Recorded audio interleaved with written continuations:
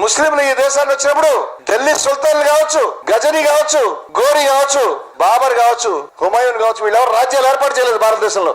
అది పాసిబుల్ కాలేదు వాళ్ళకి.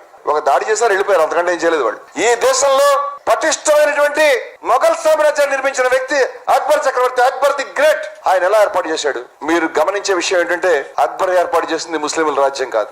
అక్బర్ తో పాటు పనిచేస్తున్నప్పుడు ఆయనతో పాటు పక్కన నిలబడి ఉన్నది హిందూ రాజపుత్రులు, హిందువులు నిలబడి ఉన్నారు. అది హిందువుల యొక్క ముస్లింల యొక్క సమిష్టి సామ్రాజ్యం. ఆయన అర్థం చేసుకున్నాడు ఆ విషయాన్ని. అందువల్ల ఒక ఆధునికమైనటువంటి రాజ్యాన్ని, ఒక పటిష్టమైన రాజ్యాన్ని, ఒక విద్వేషం లేనటువంటి రాజ్యాన్ని అక్బర్ భారతదేశాన్ని పరిచయం చేశాడు. కాబట్టి అశోక ది గ్రేట్ అన్నాం, చంద్రగుప్త మౌర్యుని గ్రేట్ అన్నాం, అక్బర్ ని గ్రేట్ అంటున్నాం.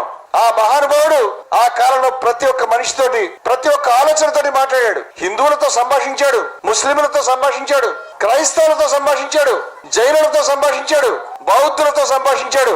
అక్బరు నిర్మించినటువంటి ఫతేపూర్ సిక్రీలో మీరు వెళ్లి చూస్తే ఈ రోజుకి ఆయన అంతఃపురం అనేటువంటి ప్రాంతాల్లో కృష్ణుడి యొక్క బొమ్మలు కనిపిస్తూనే ఉంటాయి. ఈ రోజుకి జైనుల సాంప్రదాయంలో నిర్మించినటువంటి తోరణాలు కనిపిస్తాయి. అక్బర్ నిర్మించినటువంటి ఇబాదత్ ఖానా అనేటువంటి ప్రాంతానికి వెళ్ళి ఐఎమ్ షాక్, నేను ఆశ్చర్యపోయినాను. అది హిందూ, ముస్లిం, క్రైస్తవ అన్ని శైలులతో ఒక బిల్డింగ్ కట్టారు, ఒక హాలు. దాంట్లో అన్ని రకాల శైలులు ఉన్నాయి. దేన్ని అవమానించలేదు ఆయన. అక్కడ నిలబడి ఆ మహానుభావుడు ఈ యొక్క మతాల సారాంశాన్ని తెలుసుకునేటువంటి ప్రయత్నం చేసేవాడు.